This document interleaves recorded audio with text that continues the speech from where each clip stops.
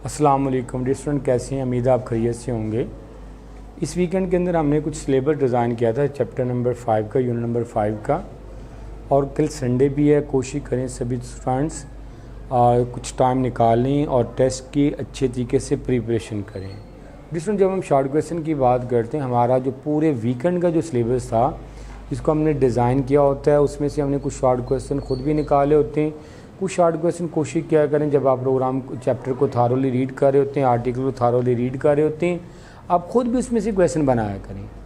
इससे जब आप खुद क्वेश्चन बनाएंगे, काफ़ी हद तक आपके जो कंसेप्ट होंगे लॉन्ग क्वेश्चन और शॉर्ट क्वेश्चन के क्लियर हो जाएंगे।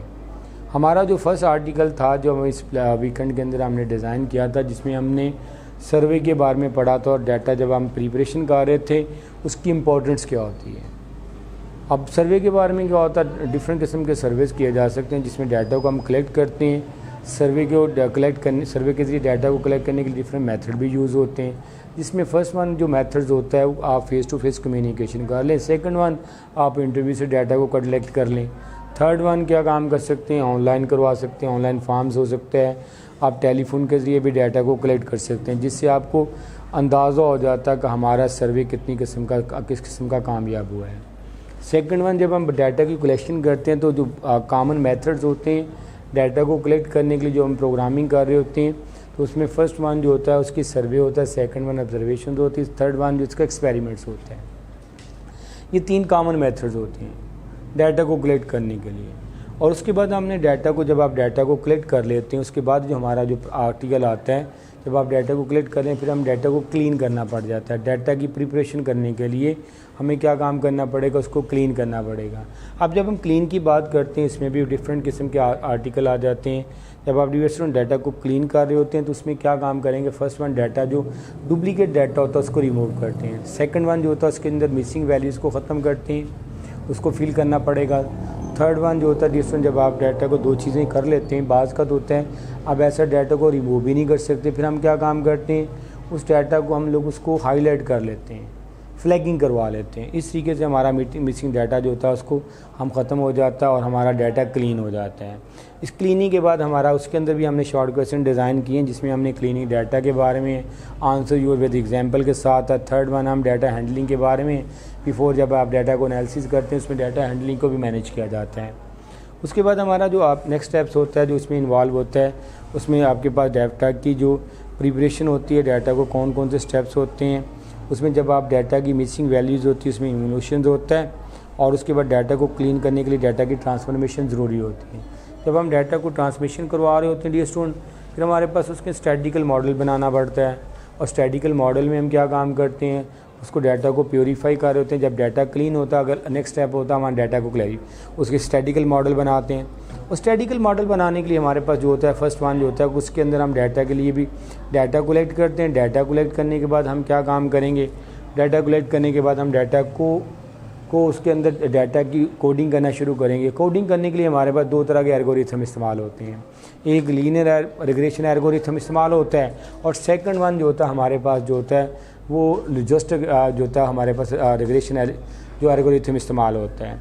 तो जब हम डाटा को प्योरीफाई करना होता है तो हमारे पास जो नेक्स्ट आर्टिकल में आता है उसमें प्रिडिक्शन करने के लिए हमें क्या काम करना पड़ता है, हम प्रीवियस जो एक्सपीरियंस होता है उसकी आउटकम को हासिल करते हैं, उसी को हम प्रिडिक्ट करने के लिए, नेक्स्ट फ्यूचर को प्रिडिक्ट करने के लिए हम उस आउटकम का रिज़ल्ट को एनालाइज करते हैं, देन हम फ्यूचर की प्रिडिक्शन करते हैं, उसका एक स्टैटिकल मॉडल बनाते हैं। और उसके बाद हम क्या काम करें, डिस्टेंट स्टैटिकल मॉडल बन जाता है, फिर हमारे पास होता है लीनियर रिग्रेशन आ जाती है।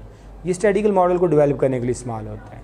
इसमें भी लीनियर रिग्रेशन के अंदर हम क्या काम कर रहे होते हैं, हम दो जो कॉमन वेरिएबल्स लेते हैं, एक वेरिएबल जो होता है हमने डिज़ाइन किया होता है जो इंडिपेंडेंट होता है, दूसरा जो होता है डिपेंडेंट होता है। दो तरह के वेरिएबल के रिलेशन को शो करवाया जाता है। इसको भी शो करने के लिए हम क्या काम कर रहे होते हैं डियर स्टूडेंट्स, फर्स्ट वन क्या काम करते हैं, इसको भी पास के डाटा को कलेक्ट करते हैं। अब पास का डाटा जब हमारे पास कलेक्ट हो जाता है, और थर्ड वन हम क्या काम करेंगे, अब डाटा कलेक्ट करने के बाद उनके रिलेशनशिप को डिज़ाइन करेंगे। इसमें पहले डिफ़ाइन किया जाएगा कौन सा डिपेंडेंट वेरिएबल और कौन सा इंडिपेंडेंट वेरिएबल। हमने एक एग्जांपल डिज़ाइन की थी वहाँ पे भी आर्टिकल के अंदर, डिपेंडेंट वेरिएबल ऐसा वेरिएबल होता है जो दूसरे के ऊपर इन्हिसार कर रहा होता है, इंडिपेंडेंट वेरिएबल ऐसा होता है जो खुद मुख्तार होता है। सेकेंडली हमने एग्जांपल डिज़ाइन की थी 5 दिन के अंदर जो कस्टमर जो होते हैं सेल्स जो स्टॉक होता है, फ्रूट स्टॉल होता है, इसके ऊपर विज़िट करते हैं और फर्स्ट डे में कितने लोग जाते हैं, सेकंड डेज में कितने लोग जाते हैं। फिर हमने जब लीनियर रिग्रेशन बताई तो हमने 5 दिन का डाटा डिज़ाइन किया जिसमें फर्स्ट, सेकंड, थर्ड और 4 और 5 डेज हैं। हमने देखा जो एक्स कॉलम हमने जब डिज़ाइन किया तो फर्स्ट डे में कितने कस्टमर वहाँ पे डिज़ाइन किए गए थे, हमने 10 किए थे। वहाँ पे उसकी जो अर्निंग थी वो वाइस के साथ रिप्रेजेंट किया था। वहाँ पे पहले दिन 500 था, सेकंड दिन जो था नंबर ऑफ़ कंज्यूमर बढ़ गए थे, नंबर ऑफ़ कस्टमर बढ़ गए थे और वो 700 हो गए। थर्ड डे में क्या हुआ था, उसकी 20 उसकी रेशो आ गई थी और वहाँ पे इंक्रीज़ बाय और 200 हो गया था, 900 यहाँ पे आ गया था। उसके बाद 4 डेज़ के अंदर उसकी और कस्टमर की तादाद इंक्रीज़ हुई थी, वहाँ पे क्या 1100 हो चुका था। और लास्ट में हमने क्या 5 डेज़ का जब डाटा कलेक्ट किया 30 कस्टमर हो चुके थे और हमारा डाटा 1300। हमने देखा जब नए डेज़ के अंदर जैसे कस्टमर की तादाद बढ़ती है तो जो नंबर ऑफ़ कंज्यूमर जब बढ़ेंगे, नंबर ऑफ़ कस्टमर बनेंगे तो हमारी जो अर्निंग जो होगा वो उसके साथ अकॉर्डिंगली मूव होना शुरू होगी, उसकी स्लोप भी बढ़ेगी। लिहाजा यहाँ पे हम देखते हैं तो जो एक्स है हमारे पास इंडिपेंडेंट है और वाई जो होता है वो डिपेंड कर रहा होता है एक्स के ऊपर। यूँ ही एक्स की वैल्यूज के अंदर वेरिएशन आती है तो ऑटोमेटिकली वाई की वैल्यू के अंदर भी चेंजेस आती है। फिर हमने एक फार्मूला लगाया था जिसके अंदर हमने क्या काम किया था, उसकी रिग्रेशन लाइन को फाइंड आउट करने के लिए इस्तेमाल किया था, जिसमें रिग्रेशन की लाइन को फाइंड आउट करने के लिए हमने वाई क्या लिखा था, हमारे पास ये फार्मूला था रिग्रेशन लाइन फाइंड आउट करने के लिए। फिर हमने क्या किया था B0 प्लस क्या होगा B1 होता है और मल्टीप्लाई जो होता है हमारे पास क्या होता है, यहाँ पे क्या होगा एक्स प्लस जो होगा उसकी जो एरर्स होगी।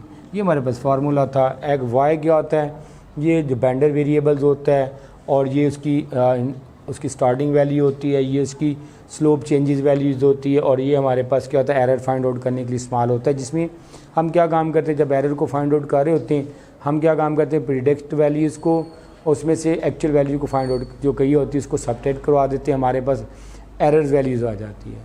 इसी के साथ हमने इसको डिज़ाइन किया था। फिर हमने फर्दर एक एग्जाम्पल इसी को यूज़ करते हुए हमने उसकी वैल्यूज़ को फाइंड आउट किया। जो ही हमने इसको एक्सपेरिमेंट किया तो हमें पता चला जब हम 5 वैल्यूज़ को जो डाटा हमने हिस्टोरिकल डाटा को यूज़ किया, इससे हमने 6 डे की वैल्यू को फाइंड आउट किया। ये हमारे सारे के सारे जो इस वीकेंड की आउटलाइन थी। इसके अंदर हमने फिर लॉन्ग क्वेश्चन भी कुछ डिज़ाइन किए हैं। लॉन्ग क्वेश्चन के अंदर हमने 4 लॉन्ग क्वेश्चन इस आर्टिकल में डिज़ाइन किया। फर्स्ट लॉन्ग क्वेश्चन जो है वो स्टैटिकल मॉडल है और उसको सॉल्व कैसे किया जाता है रियल वर्ड प्रॉब्लम्स को लिए, एक्सरसाइज के अंदर भी अवेलेबल है। और सेकंड वन जो क्वेश्चन हमारे पास जो होता है उसकी जो हमारे पास जो होता है कैसे हमने स्टैटिकल मॉडल को बनाना है, जिसमें हमने लीनियर रिग्रेशन को यूज़ करते हुए उस मॉडल को कैसे एवेल्युएट करना होता है। और थर्डली हमारे पास है डाटा की कलेक्शन के बारे में। डाटा कलेक्शन के बारे में हमने शॉर्ट क्वेश्चन में भी काफ़ी डिस्कस किया।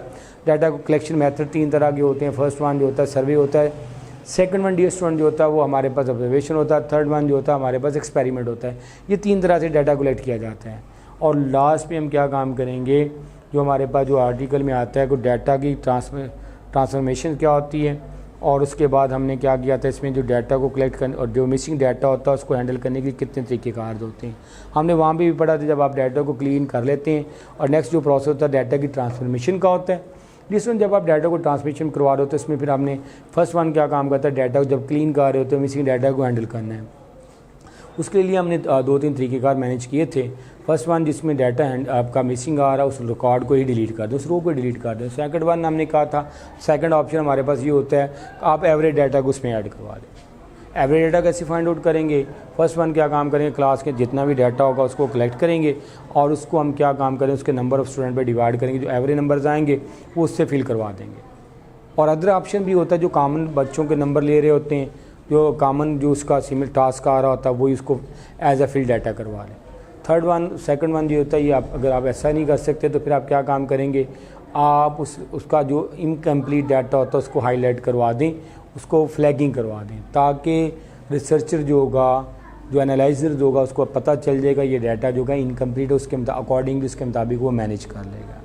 फिर हमने ये पढ़ा था अगर आपके डाटा के पास ये भी नहीं है तो आप ये भी नहीं कर सकते। फिर हम क्या कर सकते हैं, इसके अंदर डाटा को अगर आपने उसके अंदर अगर आपने डाटा को ऐड करना है तो उसको किस तरीके से ऐड करना है, अगर आपने रिमूव करेंगे तो तब कैसे करेंगे, ये सारी की सारी हमने इस लास्ट आर्टिकल में पढ़ा था। इसमें रिमूवल डाटा के बारे में तो आप रिमूव करवा सकते हैं। ये आर्टिकल हमने ऑलरेडी पढ़ा हुआ। कोशिश करेंगे जो वीकेंड का सारा वीक है के अंदर जो हमने पढ़ा होता है एक दिन होता है, उसकी अगर आप प्रिपरेशन करवा लें, आप उसको एक दफ़ा अच्छे तरीके से रिवाइज़ कर लें तो अल्हम्दुलिल्लाह जो आपका टेस्ट होगा वो 100% जो होगा वो अटैम्प्ट होगा।